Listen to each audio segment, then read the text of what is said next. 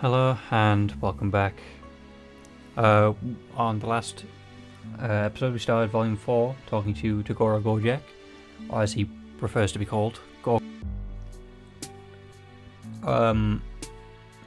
We talked about the legal system, I guess, or signing up for the legal system a lot, and he feed us a lot. Other than that, there's not really much to talk about, really. So we should continue on with Volume 4 of Volume 4, which would be of Right and Wronged.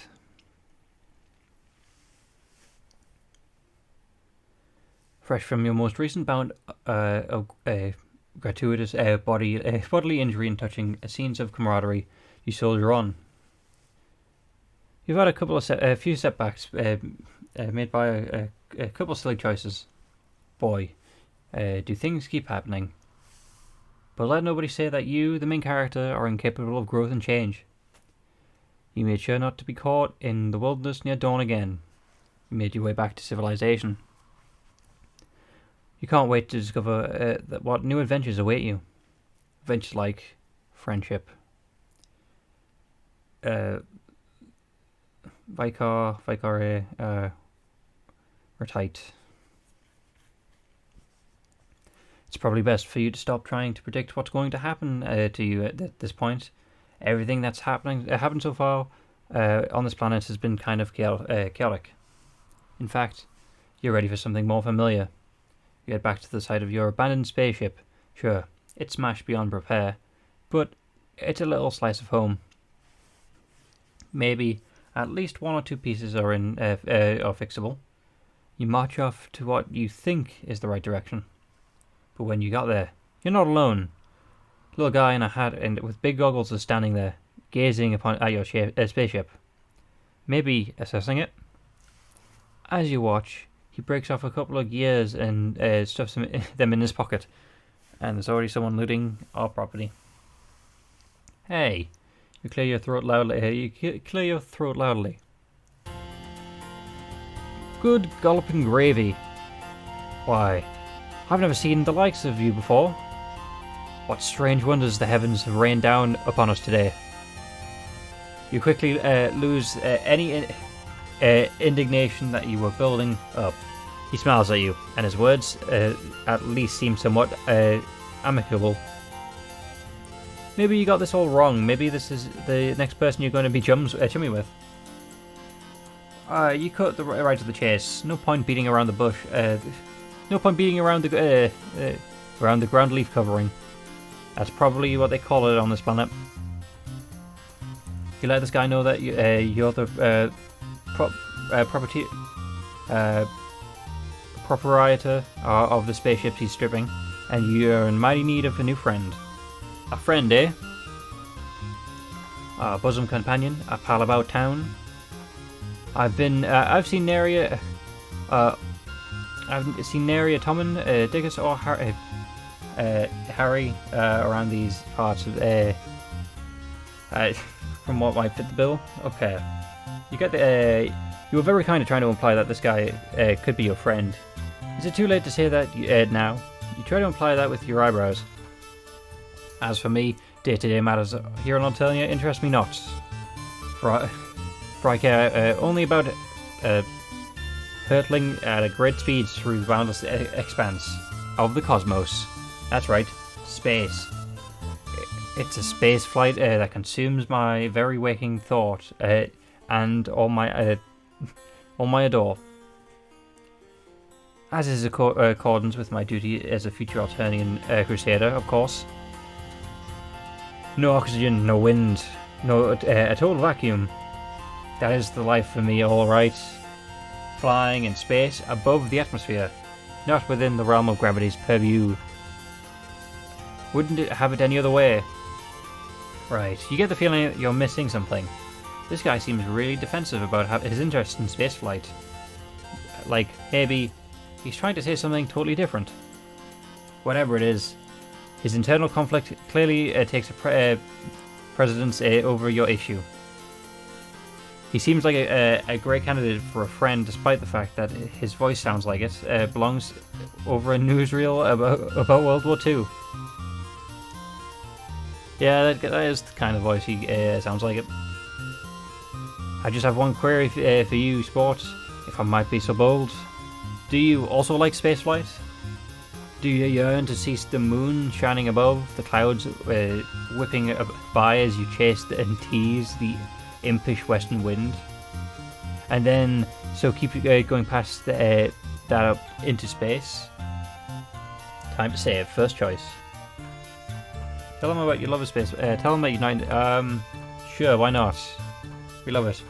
Well then, we're in total agreement. Two kindred souls travelling hand in hand in a glorious yet inevitable future that conscripts service in space, which is, as I've already made clear, a thing I most definitely and positively desire. So it seems we have a lot, nothing more to discuss. Toodaloo. Okay, cool. And he just leaves us.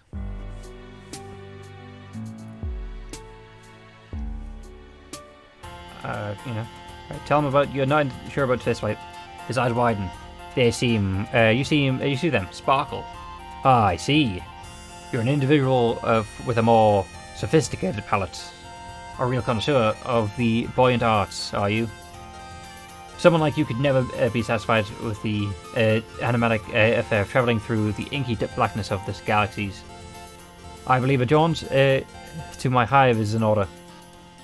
Let's get a wiggle on. There's a lot going on here, but you understand that he wants you to follow him. Cool. The friendly guy takes you to a building. Takes you to a building where all the rooms seem to be balanced on spindly-looking stilts. The hive soars above you and into the sky. He gestures a little platform attached to the pulley system, like a rudimentary elevator. It brings you up into a small, dark room. This house is pretty much what you would have guessed. The walls are covered in star maps and pictures of spaceships. You notice that many of them have cheery slogans splashed across them, saying like, "Explore the galaxies because you're required to fulfill your duty to society," and "In this travel, make friends, don't get cold." Your new friend doesn't seem too happy as he looks around the place. Just a hive for a dedicated spacecraft enthusiast, isn't it? You nod. You're not sure what this is.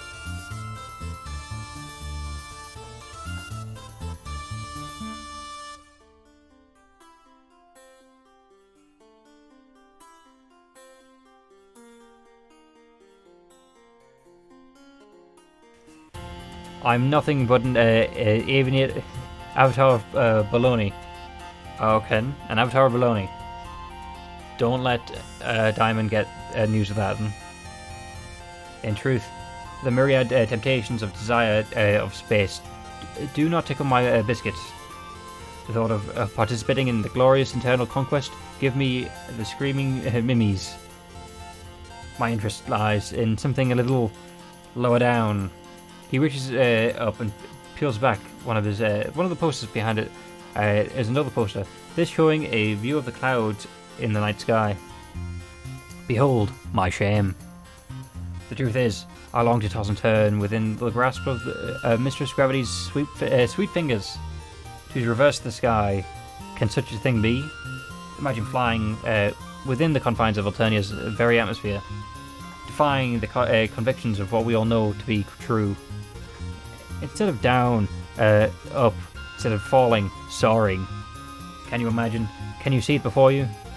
Could you ever dream of the existence of such a flying machine? Cool. I feel like if we tell them that airplanes exist, you'll get excited and then disappointed. Cool. I brought you here to show you my truth. And you treat me with mockery? An airplane? A plane that floats in the air? Flying machines are serious business. I think you should leave. Okay, cool. You know, that's two very quick wrong answers. Tell me about such a thing. But the future is ours to build, my strange-hued and unhaunted comrade. What do you think? Does it excite you? Does my ideas rattle your buttons? You can't help but notice that he's referred to you as a chum and comrade, but friend hasn't made his appearance yet. Do synonyms count, or is this a ticky has of speaking style? You look as earnest as you can and not vigorously. You're almost positive that this thing he really wants to express interest. He really wants you to express interest in. The truth will out. You and I shall will share this furtive passion for the indulgences of the air. A dialogue between a troll and a flying machine and the stars. Further away from the stars than we should be in a spaceship. I can't stress enough how different of a thing this is. You can't decide between nodding and shaking your head here. So you furrow your brow and do your best to look thoughtful, like maybe you are contemplating the differences.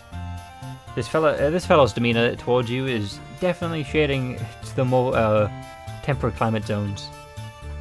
However, certain physical needs are starting to assert themselves. You're still pretty banged up from your previous adventure, but right now, the aching of your stomach is screaming for attention. You humbly ask your friend-to-be if there might be any chance of getting a bite to eat. But of course! Why, if I'd known you had a rumbling in the old digestion bladder, I would have shut my yapper toot sweet. Time for a good old nosh. A yummaroony. What ho! Now, how should we obtain this victuals? We could venture to the great unknown, which is to say, out of my hive. Or we could stay here, beholden whatever twists and turns Lady Fate has in store for us in the nourishment block. What say you, my new timer? Another choice already. Cool.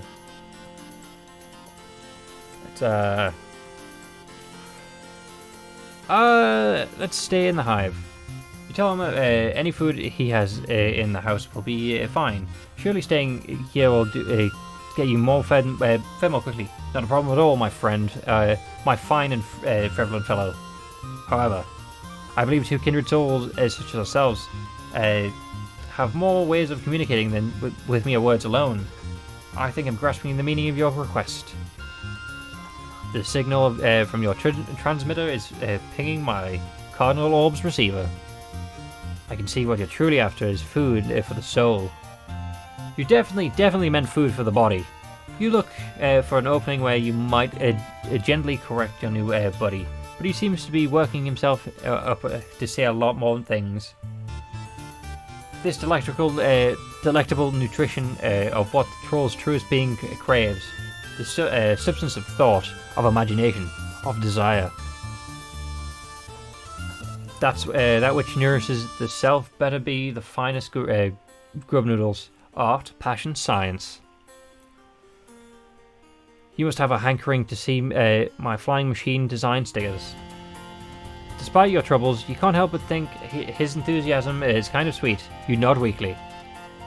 You make one last attempt to indicate that food might strengthen you to fully appreciate his work. No need to worry. I am fully confident in your ability to take in my glorious blueprints.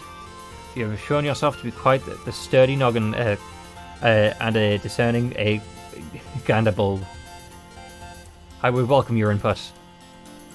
Warmth blooms your stomach. It feels nice to hear him compliment you. You're not sure what you've actually done to deserve this praise, but you definitely don't want to ruin this now.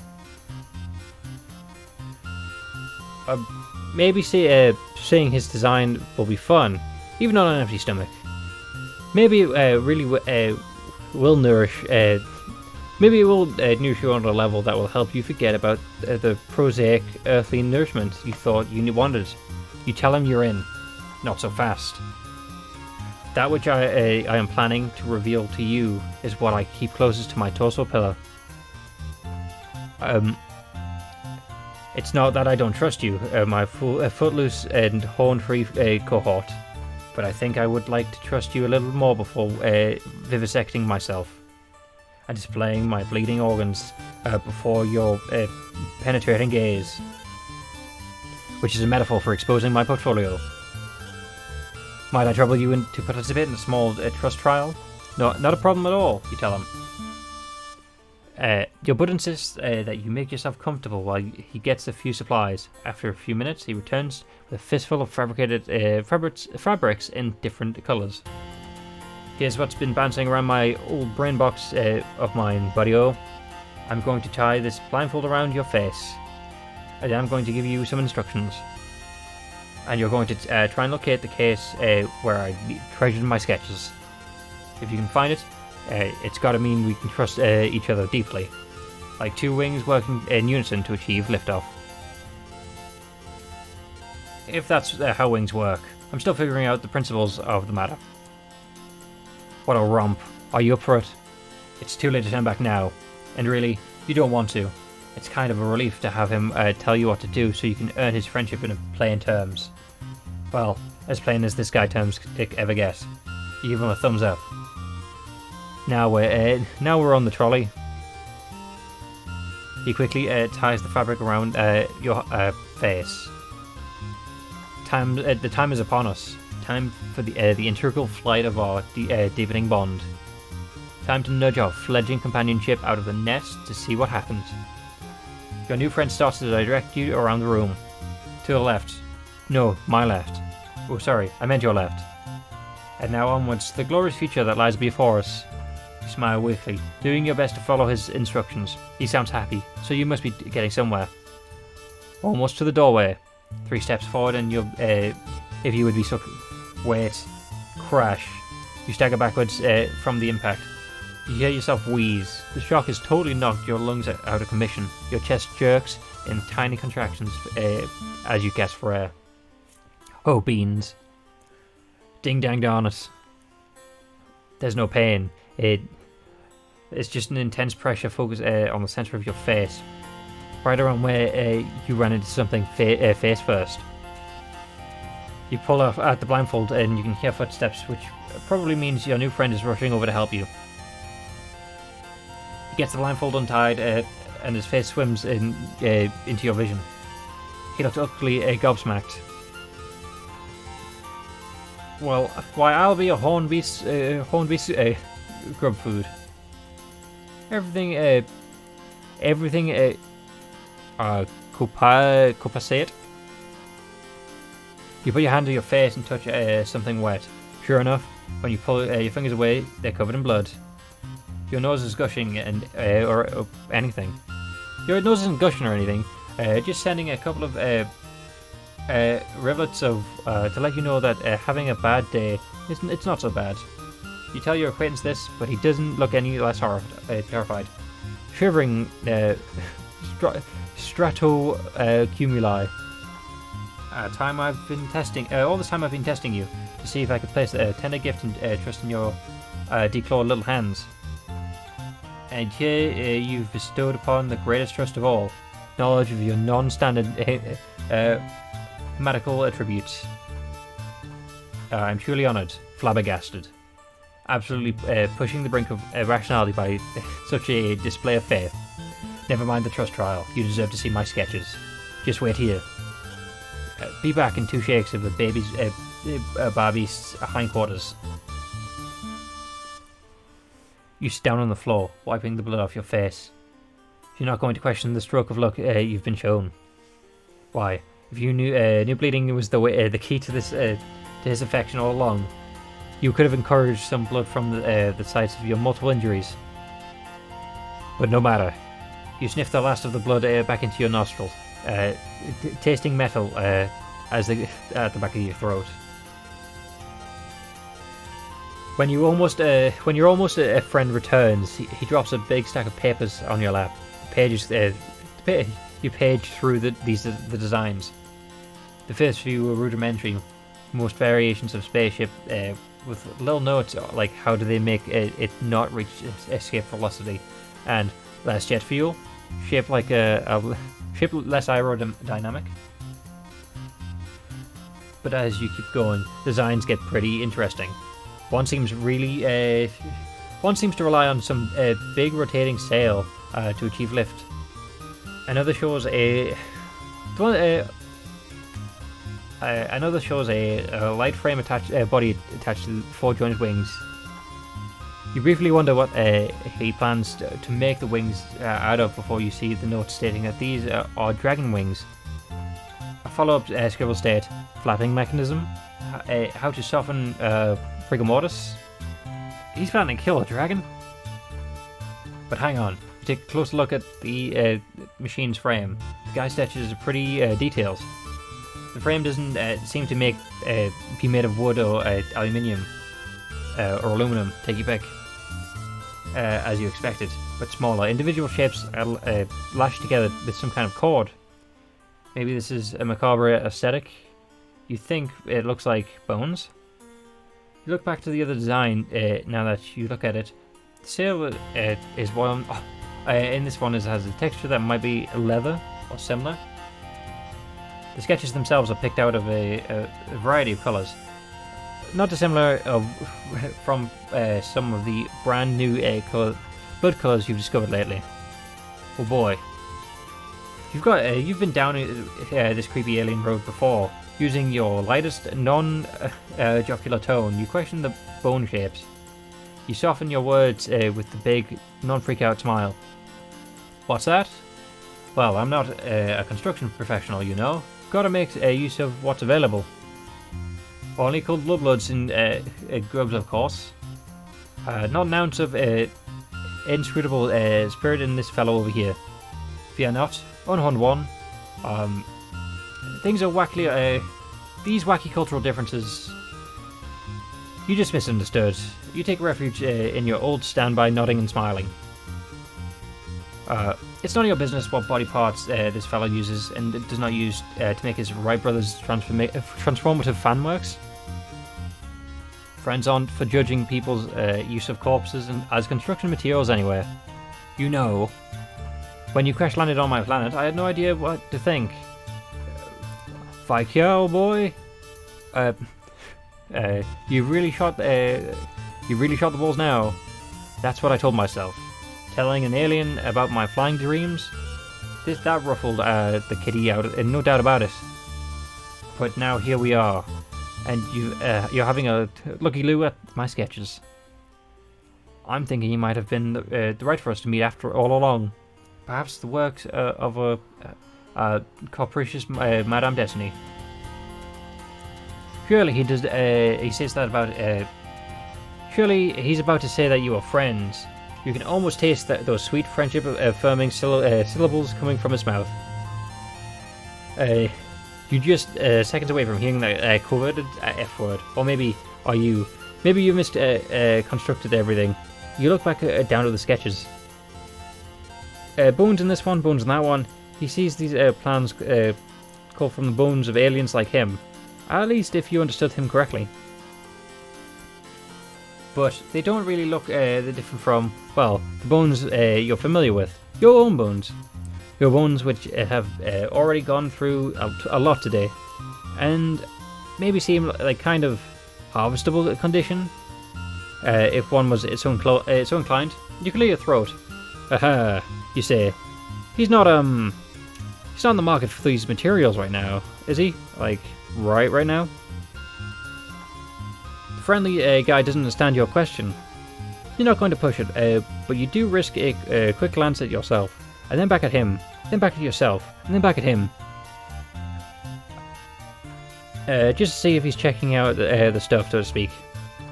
When you look back at him, he looks aghast. Oops. Heavens to biscuits. Is that what you think of me? You think I'm the type to start taking people's body parts, or higgledy-piggledy? As if they were on plenty of thoughtless, disregarded rib cages to my works, to work with. If that's the type of gent you're looking for these parts, I'm afraid I'm not the type of aggressive heartthrob you're after.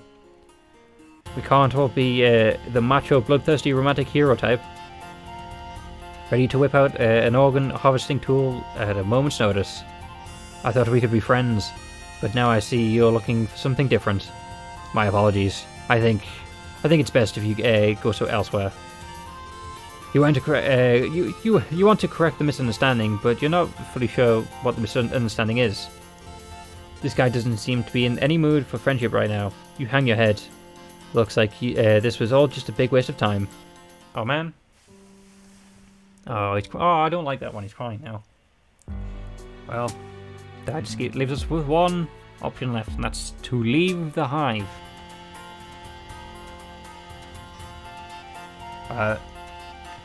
From your budding chum words, it sounds like he himself isn't sure if there's any food in the house. But to risk it and go outside, you tell him is your decision. Top choice, Buckaroo. Foraging is how I will while away most of the time. After all, there's just one small matter to trouble the old brain powder. The old brain power. If we're venturing out into the unknown yonder, we should obtain some chow from my Lucis as well. He'll be real grumpy. He'll be a real grumpy Gustav if he goes too long without his nosh. You enjoy yourself so proudly. It's taken a lot of bizarre run-ins and harrowing close shaves, but you know all about Lucis. You inquire about Gustav, was it? Oh, what a cod you are. No, my Lucis. I call him the Canary. He whips out a photo. It shows a smaller version of himself. His horns nothing but stubs. A far too big pair of aviator goggles slipping off his nose. Standing behind him is a large white fowl. Big scraggly wings and folded back against his body. You want to say an emu? Whatever it is, it's definitely not a canary. Its beak touches the top of your pal's head with something that might count as affection. He's not a persnickety sort. All kinds of bugs and leaves will tickle his fancy. Shall we away? Shall we greet the horizon that rushes forward to meet us with astounding grace? Shall we give ourselves over to the currents of time and a great river? Sure, you tell him. You can leave the house. It's getting a lot easier to pay attention to only the words this guy says that actually make sense. You kind of enjoy his way of speaking, though. If nothing else, it gives you the feeling that he's really excited about the food quest that you're about to go on together. Your alien pal leads you back down through the pulley system and outside again. The trip is not so easy on your bruised ribs. You think about body moves. You've had a better times. It's all you're saying. You indicate this much to your companion. Oh boy, I hear you. Moving while attached to the alternative surface is the worst kind of hooey. Worst kind of hooey? The moment we not fly. The moment when autonomous flight is invented trembles ever closer to the present. Can you hear it approach? The wail of the distance klaxon, the call of adventure. It beckons us forward through the years, a golden thread stretched ever onward into the glorious inevitability. That's not what you meant, but its excitement cheers you up a little. Maybe you will feel better in the future when someone invents flight on this planet. Certainly not by the time that either you or by that time either you'll either be further along in your healing or dead. Either way, thinking about the future brings a little rosy glow to your heart. You ask your buddy where we're going next. The world is a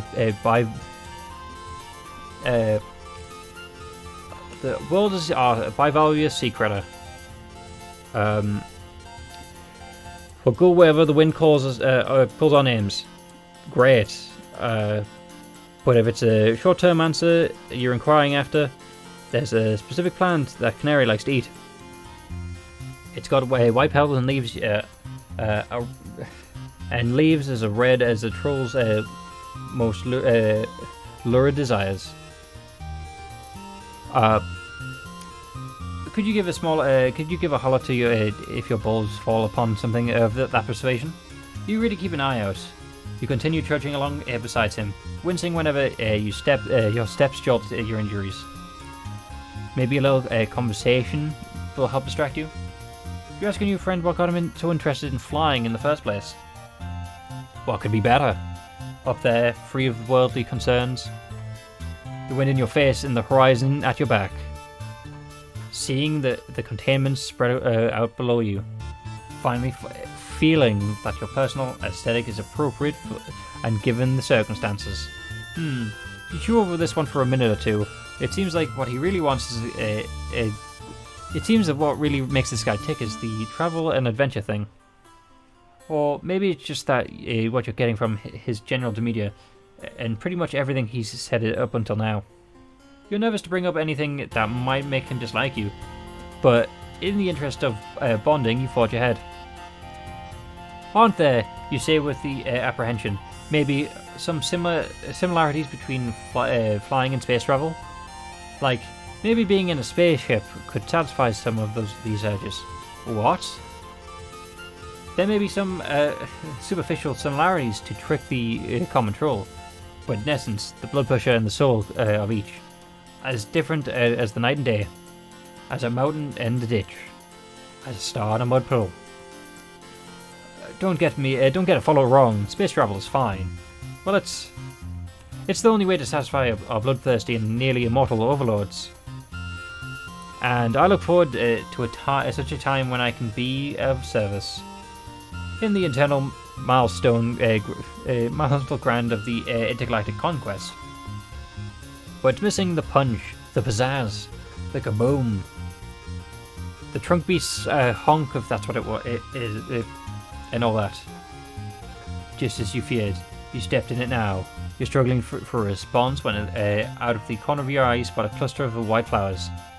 Relieved, you point them out to your companion, who races over it and gathers them. But when he holds them up, you can see it has blue leaves, not red. Your shoulders drop. Seems like all you're doing is disappointing your buddy, who has been so nice to you. Or at least that's what you think you've been read between the lines of his confusing speaking style. Fear not, my smooth-headed compatriot. These are not the loosest rations we sought, but this plant is people's chow. What I mean to say, we can eat it. Since we are people, it's food for people, not food made of people, to be clear. He comes back with a fistful of flowers and hands you one with blue leaves. You're not all that sure that food's safe for your buddy will. You're not sure all that. You're not all that sure that food that's safe for your buddy will be safe for you as well. But at this point, you don't have much to lose. Besides, with the way your stomach is groaning, it might as well be perfectly sneered steak. You put it in your mouth. Chewing on the leaf, you feel even more affectionate towards the guy than before. You were worried this trip was turning into an excuse for him to run some kind of household errand, but he really did find you something to eat. You are desperate to find some way to show him that you are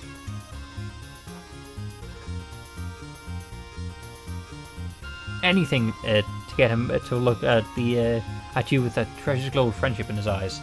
Whenever he mentions space travel, he talks about how it's something that he has to do, some kind of necessary obligation. So maybe there's a reason he's fixated on the activity that's kind of similar, but just a little different. Maybe he doesn't want to do the required thing, the space conquest, but doesn't have it in him to rebel entirely all the way. Maybe airplane flight, or whatever similar thing he's envisioning, is a compromise between what he has to do and what he wants to do. A balance, like all almost find, in order to live as an individual in a society that shapes one's desires from birth. You cautiously open your mouth, heart pounding, you venture to ask your pal if he maybe would rather not satisfy the demands of the bloodthirsty overlords. If maybe a part of him wants to get into his flying machine and, well, leave for real. He seems taken aback. Maybe you should never have said that. What a huge mistake. You've probably pushed his friendship out of reach for good now. Panicking, you point out to the side, yelling that you see a big field with wildflowers in that direction. Your potential friend leaps to action, seemingly also glad to have been given a reason not to answer this question. He races forward into the direction you direct, basically. In a matter of seconds. There's a yelp from your new acquaintance. There's a yelp and your new acquaintance vanishes. Instantly you realise that your error. You didn't look where you were pointing. While walking, you unwittingly came close to the edge of a large cliff, which your companion has now disappeared over. You race to the side, your stomach flooding with fear. That's absolutely the opposite of what you wanted. You look down in horror. Your new friend looks approximately how you felt when you first crash-landed on the dark planet. He's conscious, his face frozen in shock, but one leg is twisted underneath him in a very nasty way. You may not be familiar with his alien autonomy, but you're almost positive that shouldn't look like that. You call out to him in distress. Sure, he's going to castigate you for your mistake. The strangeness of his language won't make it hurt any less to lose this guy's trust forever. What ho! Calais. His voice floats up from the ground below, weak and somewhat jovial. Is it possible he's not angry? Oh, joy is happening. Oh, delight for the body and spirit. Did you see? Did your being absorb what occurred before your very visage? I flew. I soared through the air, just for a moment, but it happened. An ecstasy like I've never known. You hesitate. Is it really possible that he could be taking this so well? Maybe your big mistake was a step in the right direction after all. It's definitely a little worrying to hear him celebrate a dangerous fall, but nonetheless, but none of that matters if you can secure his friendship at last. My strange associate. Come down here. We will celebrate in grand fashion this eve.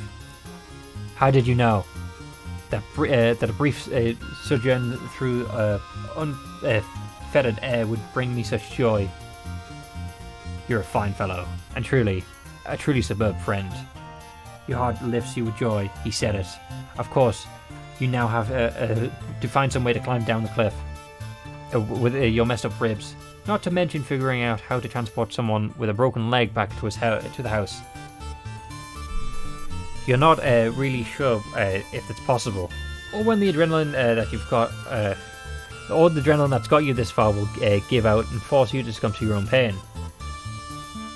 But with a night full of difficulties ahead of you, you couldn't ask for a better balm than knowing you'll face hand in hand with your friend. Assuming you didn't hurt his hand as well. No matter, you did it. Hooray? Okay. Oh, okay, the music played in late. But with that, we finished Volume 4, and we'll see you on the next one. Thank you for stopping by. Goodbye.